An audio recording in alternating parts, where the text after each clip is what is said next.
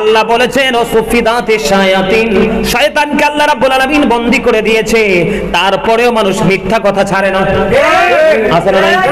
কারো উপর মিথ্যা অপবাদ দেওয়া থেকে দূরে নাই, কারো বদনাম করা থেকে বন্ধ দূরে নাই, ঠিক কিনা বলেন? জাবির ইবনে আব্দুল্লাহ রাদিয়াল্লাহু তাআলা আনহু থেকে হাদিস বর্ণিত, বলে হুজুর রোজা এবং আপনার আমলকে নষ্ট কোন জিনিস করতেছে সেই আলোচনাটা আমি আপনাদেরকে শোনাবো। এটা আমি মনে করি বর্তমানে সবচেয়ে বেশি গুরুত্বপূর্ণ আলোচনা। এটার মধ্যে সর্বপ্রথম আমরা মুসলমান বাংলাদেশের মানুষ, দোকানে হোক, বাড়িতে হোক, রাস্তায় হোক, সমুদ্রে হোক, এই বাড়ি থেকে ওই বাড়ি হোক, মানুষকে বদনাম করে করে ছোট করতে বেশি পছন্দ করি। আছে না নাই? বন্ধুরা আমার, আমি আপনাদেরকে বলে দিই, যদি আপনি জেনে বুঝে ইচ্ছে করে যদি কাউকে ছোট করার জন্য বদনাম বা কুচ্চারণা করেন, আপনি তার বিরুদ্ধে গীবত করলেন। বলে হুজুর গীবত করলে লাভটা কি হবে?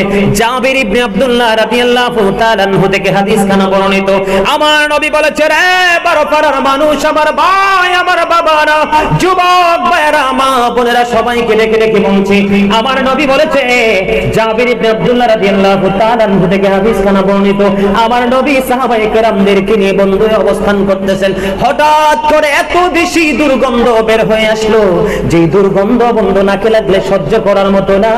এবার আমার নবীকে প্রশ্ন করল, নবী প্রশ্ন করলো, এই দুর্গন্ধটা কোথা থেকে এসেছে, এটা কি তোমরা জানো? এই কথা যখন বললো, বলতে দেরি সাহাবায়ে কেরাম উত্তর দিলেন, নবী গো, আপনি তো ভালো জানেন।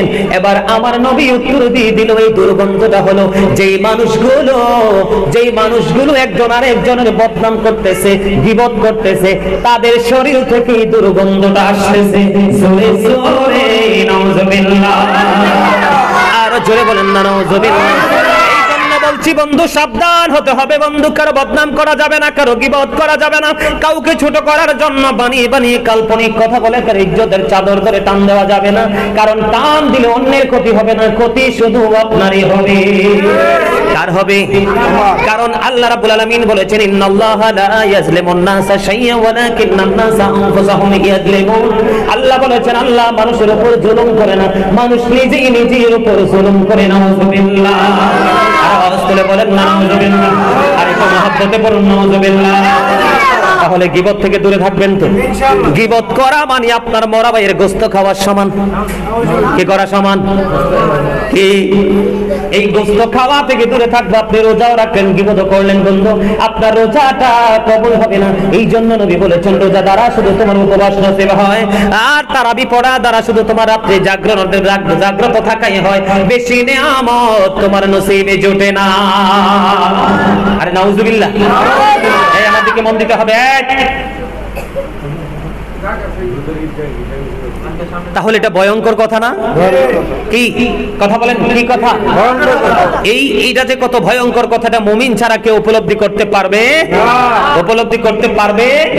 বন্ধুরে আমার, এবার আসেন আমরা মানুষকে নিয়ে মিথ্যা রচনা করি কি করি না? আরো জোরে বলেন, করি কি করি না?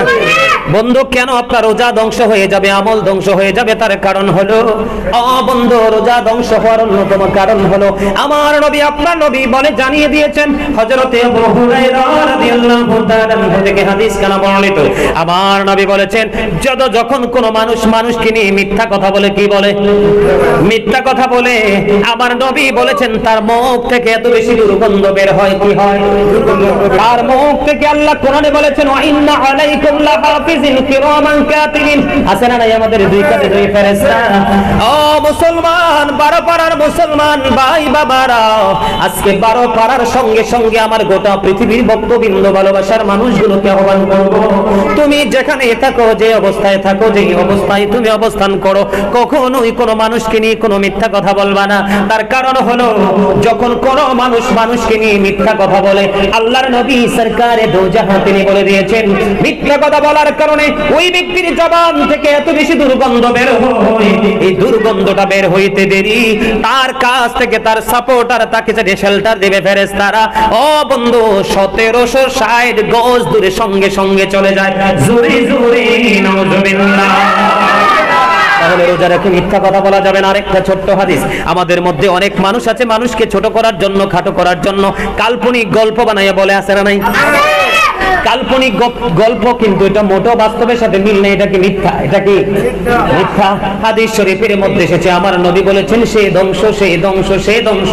তিনবার আমার নবী শব্দটা ইউজ করেছেন। কে গো নবী সেই ধ্বংসস্তূপে পরিণত হলো? আমার নবী বলেছেন মানুষকে মজা দেওয়ার জন্য, মানুষের মনোরঞ্জন করার জন্য মিথ্যা গল্প যারা বানিয়ে বানিয়ে বলে, জোরে জোরে নাউযুবিল্লাহ। অবস্থায় দুইটা কাজ কিন্তু বড় ভয়ঙ্কর, ঠিক কিনা বলেন?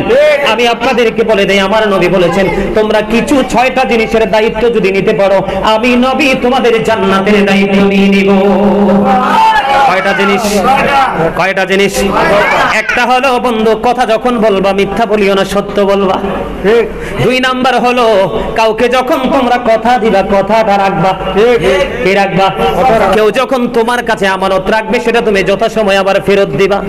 তুমি যখন রাস্তাঘাটে চলাফেরা করবা চক্ষুটাকে নিচু করে রাখবা। বন্ধু তোমার পুরো অঙ্গটাকে, তোমার লজ্জাস্থানকে তুমি হেফাজত করবা। সমস্ত অঙ্গটাকে মানুষের হক নষ্ট করা থেকে, অন্যায় অপরাধ জুলুম থেকে পবিত্র রাখবা। আমার নবী বলে দিয়েছেন এই 6টা দায়িত্ব যদি আমার কোনো উম্মত চেয়ে যদি দিতে পারে, আমি নবী কথা দিলাম এই 6টা দায়িত্ব সে নিয়ে পালন করবে, আমি নবী তার জান্নাতের দায়িত্ব নিয়ে নিলাম। রমজান মাস আমাদের জন্য নিয়ামত কিনা? আর জোরে বলে বন্ধুরে আমার, যেখানে আমি একটু আগে বলেছিলাম আপনাদেরকে 2টা জিনিস আরো আছে। কাউকে গালি দেওয়া যাবে না, হারাম খাবার ভক্ষণ করা যাবে না, কাউকে বন্ধ নিন্দা করা যাবে না। আমি সুন্দর, আমার পাঞ্জাবিটা অনেক দামি। কি আমার পাঞ্জাবিটা কি অনেক দামি? এটা বাংলাদেশের নেটে লন্ডন থেকে আসছে। আমার পাঞ্জাবিটা দেখে অনেক পছন্দ হয়েছে। কি হয়েছে? আমি ওনাকে প্রশ্ন করলাম, এই পাঞ্জাবি বড় ভালোবেসে লন্ডন থেকে পাঠাইলেন, কিন্তু পাঞ্জাবির দামটা জানার খুব শখ। এবার ফোন দিয়ে বলতেছে হুজুর দাম জেনে কি করবেন? এটা বাংলাদেশি টাকা, এটার দাম হলো 18,000 টাকা। চতুর্থ রমজানে আমার কাছে এসে পৌঁছেছে বন্ধু। এখন আমি বলে হুজুর কেন বললেন?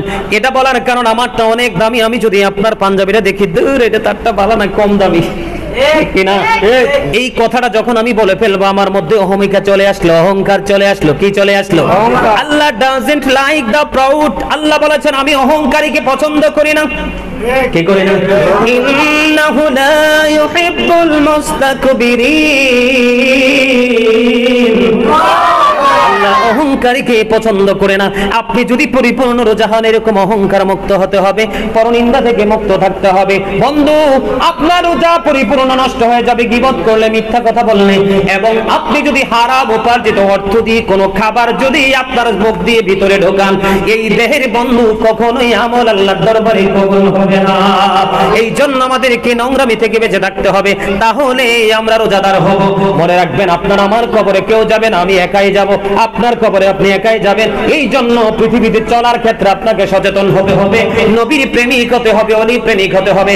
আল্লাহ রাব্বুল আলামিন বলেছেন রে বারবার মানুষ হৃদয় খুলে শোনো, আমার ওয়াজ নয়। আল্লাহ সাধারণ মানুষগুলোকে বলে দিয়েছে তোমরা কিছু বোঝো না, তোমরা কিছু জানো না।